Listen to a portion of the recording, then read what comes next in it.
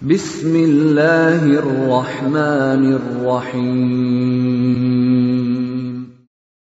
Waltakum minkum ummatun yad'una ilal khairi wa ya'muruna bil ma'ruf wa yanhauna 'anil munkar.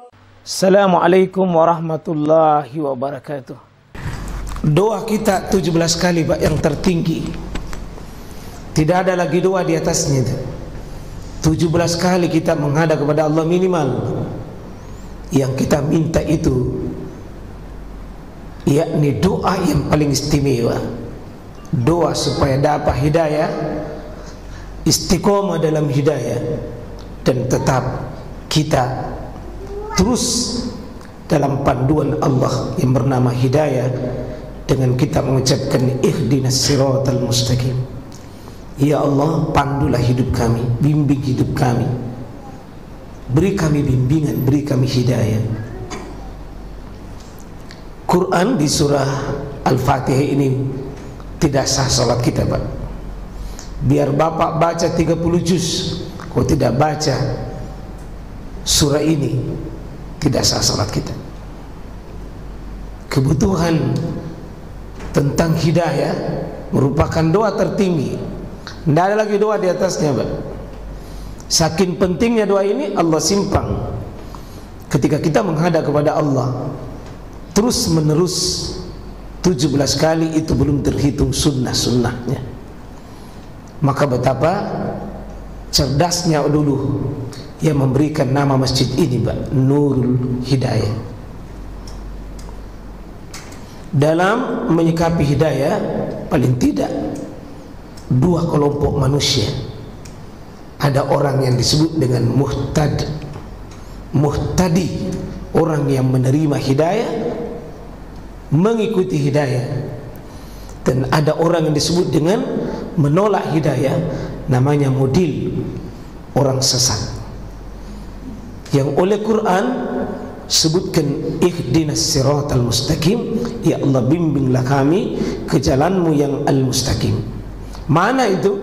Siratal ladzina an'amta alaihim, itu jalannya orang-orang yang kau beri nikmat atas mereka.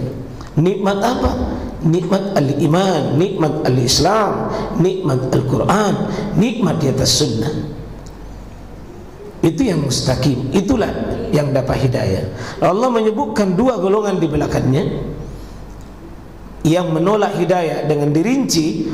Pertama adalah ghairil maghdub, bukan orang-orang yang engkau murkai, bukan orang-orang yang maghdub, dimarahi, dibenci, dilaknat oleh Allah. Ya, kalau bapak-bapak kehilangan hidayah Pak, cuma dua menunggu dalam diri kita. Satu, maghdub. Maghdub berarti dimarahi Pak. Dan coba bayangkan kalau orang tua tak yang marahi, suami tak yang marahi, istri tak yang marahi Pak, betapa sempit ini rusak rasanya dunia. Bagaimana kalau Allah yang marahi kita? Bagaimana kalau Allah cabut rahmat dan hidayahnya buat kita? Maghdub namanya Pak. Dan yang kedua, waladhdallin, dan bukan pula ya Allah cara hidupnya, cara orang dalam hidupnya, namanya adzallin, orang-orang sesat. Kalau isyarat Quran ini, maka lebih banyak orang yang menolak hidayah Pak dibanding yang mau terima. Karena Allah sebutkan dua, maghdub ada, adzallin ada. Ada orang rajin beribadah Pak, rajin beribadah. Kalau ibadahnya lumayan, puasa Senin Kamisnya, sholat tahajudnya, ya, puasa Syawalnya, puasa Ramadannya, zikirnya, doanya, Masya Allah, kalau ibadah luar biasa. Tapi ada orang-orang Pak beribadah di dunia ini, tapi dalla alaihim, dia sesat, lalu mereka menyangka dirinya dapat hidayah. Hati-hati, jangan kita tertipu juga sekali. Karena itu insya Allah kita semua Pak melakukan ikhtiar malam seperti ini, malam Ahad, ya, malam Ahad kita melakukan kajian itu untuk menjemput hidayah Pak, untuk menjemput hidayah. Karena hidayah ini ada dua, Ada namanya al-hidayah al-irsyad, hidayah yang sifatnya petunjuk.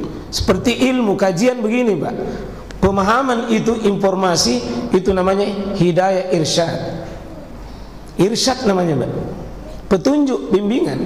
Seperti kami kesini Pak dengan mudah tadi ini, karena dalam benak kami ada juga al-hidayah. Tadi saya singgah di sana, pernah kami isi memang di apa itu di ya Nurul di sebelah sana itu Pak. Ya, ya Blok 5 betul. Saya pernah isi subuh di situ. Saya kira tadi ini, tapi dicek dalam cek peta itu Kajenjing. Oh, bukan ini Kajenjing. Maka kami ikut itu maps itu irsyadat, itu petunjuk. Alhamdulillah diberi tulisan di situ di luar. Itu irsyad itu juga Pak, bahwa masjid Al-Hidayah Nur Hidayah di dalam. Setelah kami keliling-keliling, alhamdulillah betapa bahagianya kami. Oh betul ini Kajenjing Nur Hidayah, cocok. Kami menunggu di luar. Bagaimana perjalanan hidup Pak, 40 tahun, 50 tahun, 60 tahun, 70 tahun, pada akhirnya kita akan menemukan surga nanti di akhirat, itu dengan bimbingan hidayah Pak, yang oleh Quran kalau kita tadabburi, Masya Allah Pak. Faman zuhziha 'anil nar wa udkhilal jannah faqad faz. Dan sungguh beruntunglah orang nanti yang sampai di tujuan hidupnya, yakni dia bahagia di akhirat, mulia di akhirat, dengan tanda kebahagiaannya dibebaskan dari percikan api neraka. Itu cita-cita tertinggi Pak, cita-cita tertinggi seorang muslim. Bagaimana dia dapat hidayah di dunia, di akhirat dia mulia dengan zuhziha 'anil nar, dibebaskan dari api neraka. Kalau bisa Pak, cita-cita tertinggi kita, ya Rabb, wala tuhzina yaumal qiyamah, jangan engkau hinakan kami di hari kiamat. Maka Allah katakan, la yastawi ashabun nar wa ashabul jannah, ashabul jannati humul faizun. Tidak sama orang yang ke surga dengan orang ke neraka. Penghuni surga itulah yang mulia dan selamat. Apa syaratnya Pak? Hidayah. Dan ada hidayah yang kedua, tidak bisa dikasih oleh siapapun, hak mutlak Allah. Ini yang kita selalu minta. Apa itu? Namanya at-taufiq. At-taufiq. At-taufiq ini hak mutlak Allah. Allah mengatakan yahdi may yasha. Allah memberi hidayah siapa dia kehendaki. Fir'aun tidak dapat hidayah. Nabi Musa Pak, sepupu satu kali dengan Korun sepupu satu kali. Nabi tidak dapat hidayah, karena hidayah taufik dia tidak dapat. Abu Lahab tidak dapat hidayah, padahal tiap hari bergaul dengan Rasulullah. Nuh dengan istrinya, dengan anaknya Pak, satu rumah, tapi tidak dapat at-taufiq. Kalau Bapak nikmat azan di masjid, nikmat melangkah ke masjid, nikmat bangun malam, nikmat pegang mushaf ke Quran, nikmat kering tenggorokan, nikmat kita berpuasa, nikmat bersedekah, itu taufik Pak. Tidak gampang itu didapat itu. Kalau Bapak merasakan lezatnya begini, tinggal di masjid tidak ada apa-apa tapi nikmat, ada kebahagiaan Pak. Siapa yang kasih nikmat begitu? Namanya at-taufik. Semua orang tahu Pak ke masjid baik, tapi belum tentu dia ke masjid. Banyak orang keliling keluar Pak, keliling sekitar masjid, tapi sendalnya langka ditemukan di masjid. Olahraga satu hari, tiap hari keliling, berkilo-kilometer dia jalan kaki, tapi berseberangan dengan masjid, dekat dengan masjid, tidak bisa tahan di dalam masjid. Apa Pak? At-taufiknya hilang. Karena itu biasa penceramah kita dengar, wabillahi taufik wal hidayah. Tiap hari ini Pak kita, ya kalau saya lebih cenderung wabillahi al hidayah wat taufik. Cuma jarang saya dengar yang begitu orang.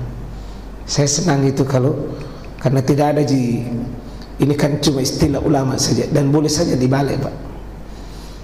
Ya karena ini bukan sesuatu yang sabit, bukan sesuatu yang permanen, bisa jadi dirubah.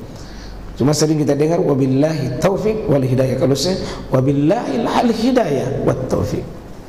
Saya lebih senang taufiknya di belakang.